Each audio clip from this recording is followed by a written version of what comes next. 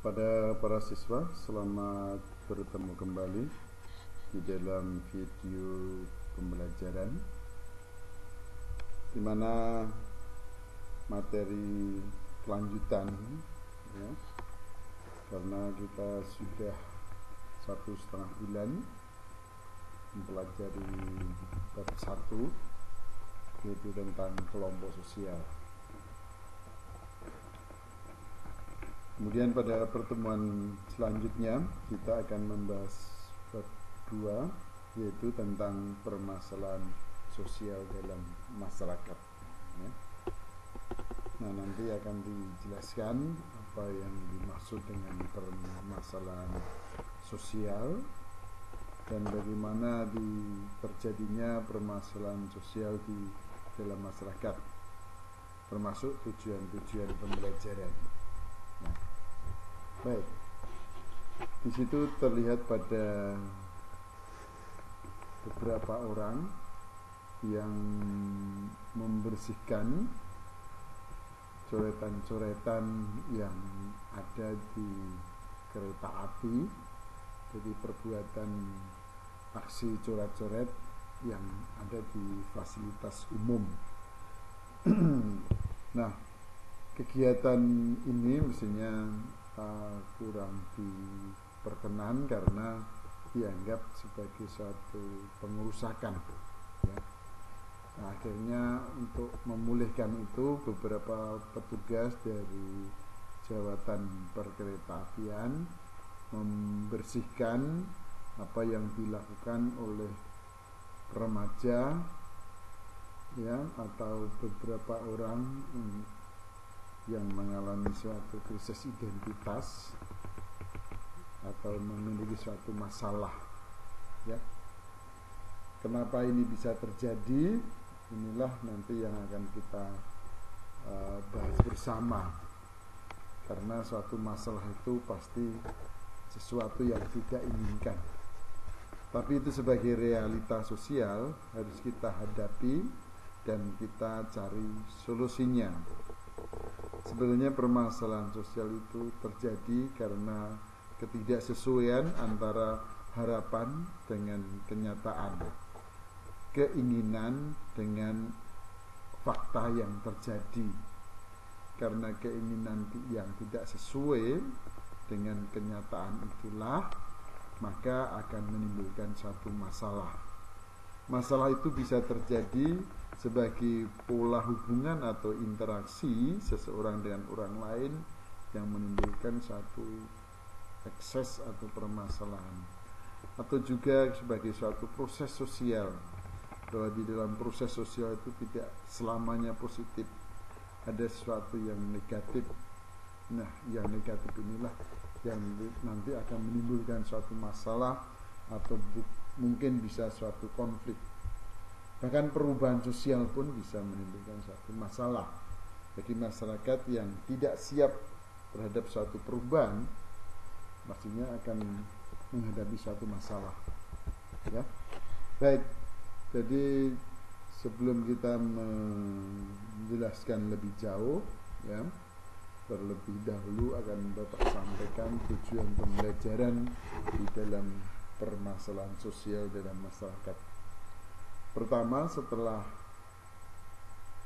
melakukan suatu pengamatan di lingkungan sekitar kita, para siswa atau peserta didik mampu mengidentifikasi keberadaan permasalahan sosial yang ada di dalam masyarakat.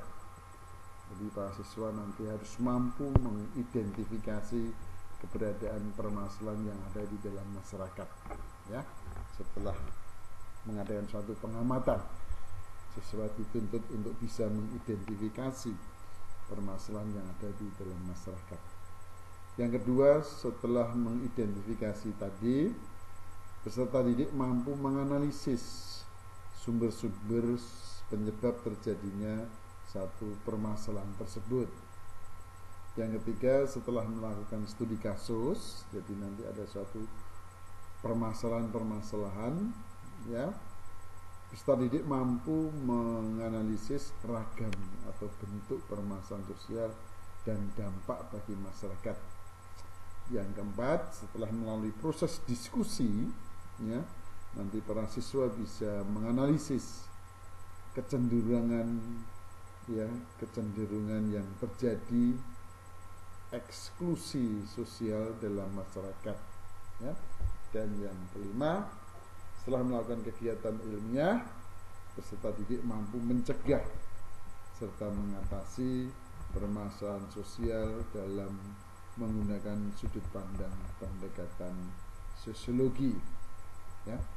Nah, dari tujuan-tujuan yang Bapak utarakan nanti, pembahasan tentang permasalahan sosial bisa dikonklusikan atau bisa diringkas menjadi 3 bagian. Yang pertama atau yang A adalah identifikasi dan pencarian permasalahan sosial. Kemudian yang B, beberapa ragam atau bentuk permasalahan sosial dan dampak bagi masyarakat. Kemudian yang C atau yang ketiga, penanganan permasalahan sosial dalam masyarakat. Kepada para siswa yang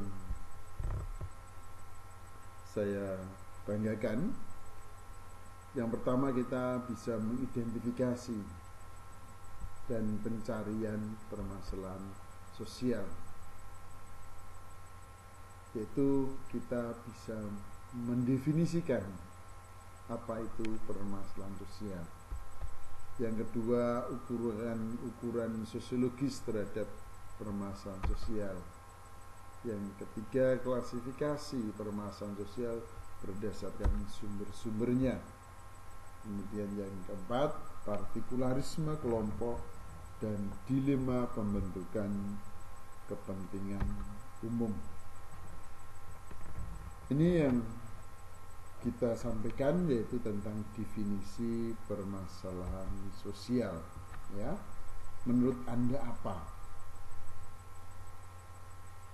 yang dimaksud dengan permasalahan sosial, ya? Ini bisa Anda gali dari hasil pengamatan bahwa setiap manusia pasti punya permasalahan. Ada yang berat, ada yang cukup berat, ada yang cukup ringan, dan ada yang ringan, ya.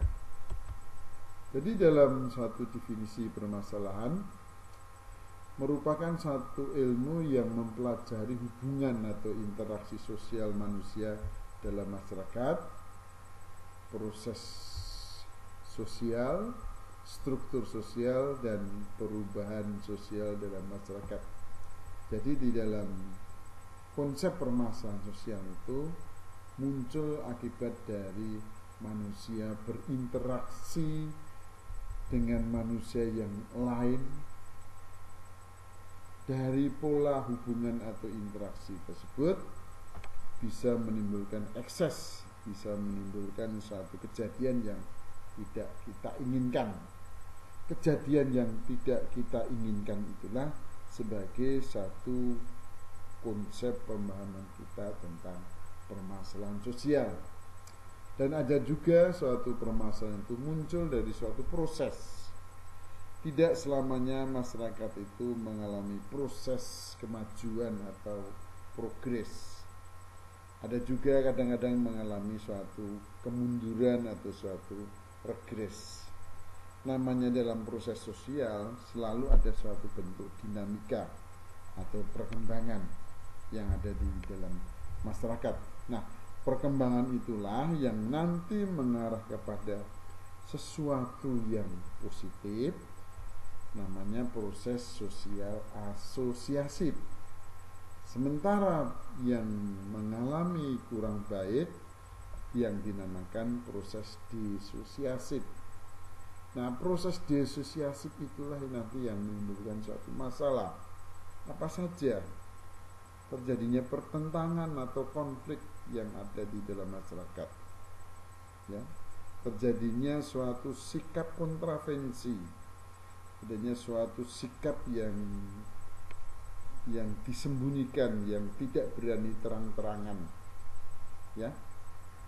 Nah, Nah, kemudian ada juga proses persaingan.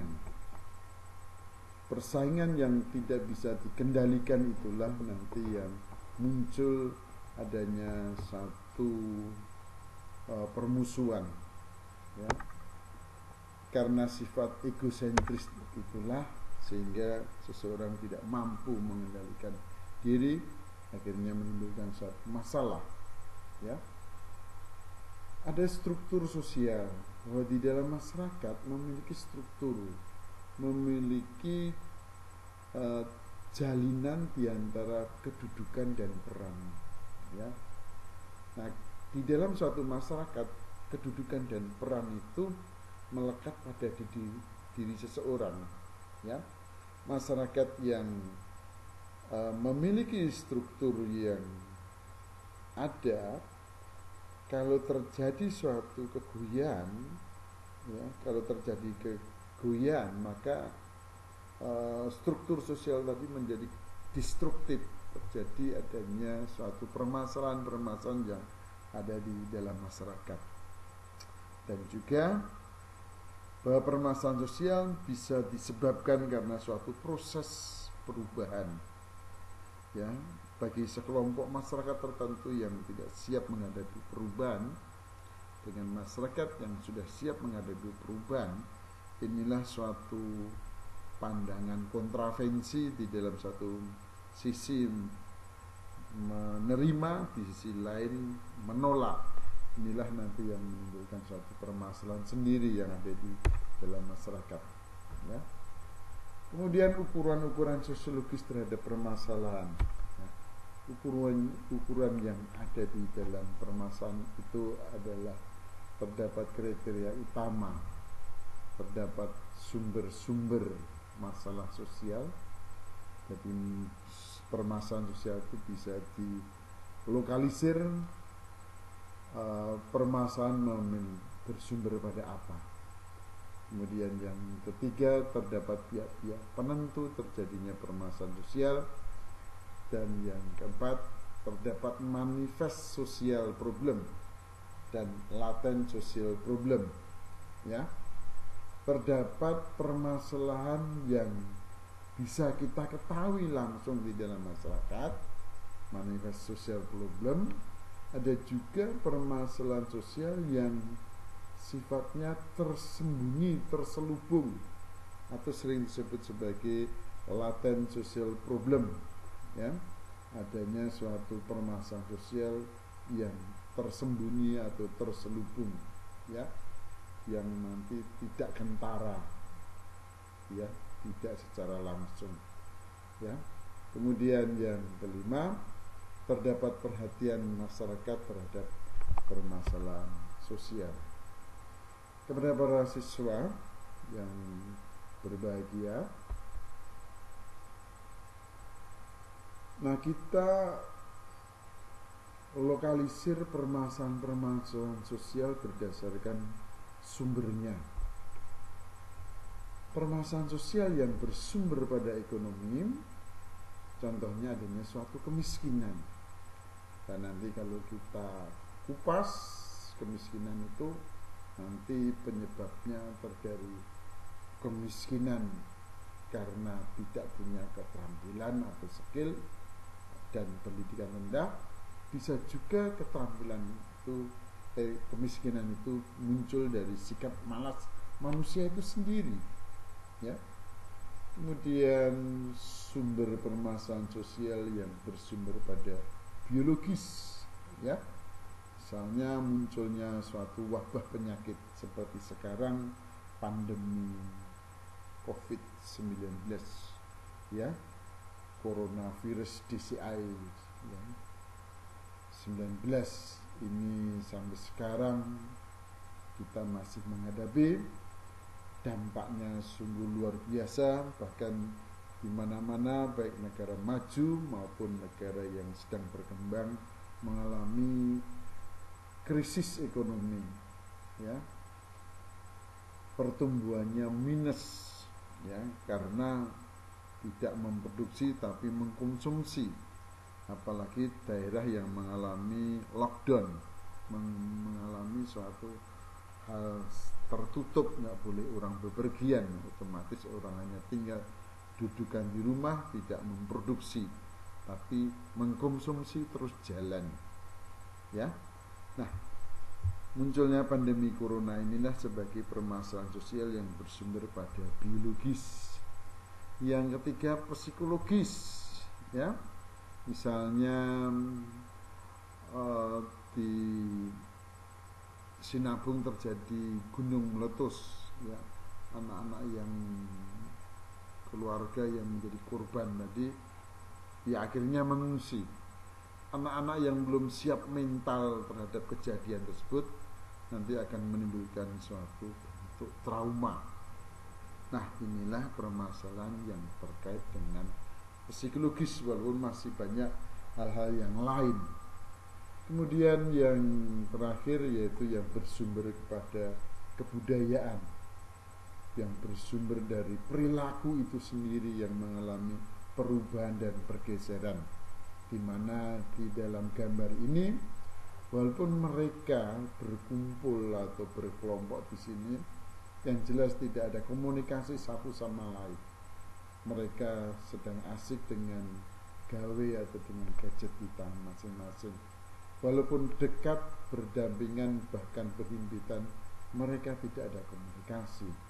Inilah memunculkan sifat ego, individualis, sehingga nilai-nilai kebersamaan yang dibangun itu berubah dari perilaku atau kebudayaan manusia yang memunculkan sikap individualis atau ego, ya. Oke, ini sumber-sumber yang menjadi permasalahan.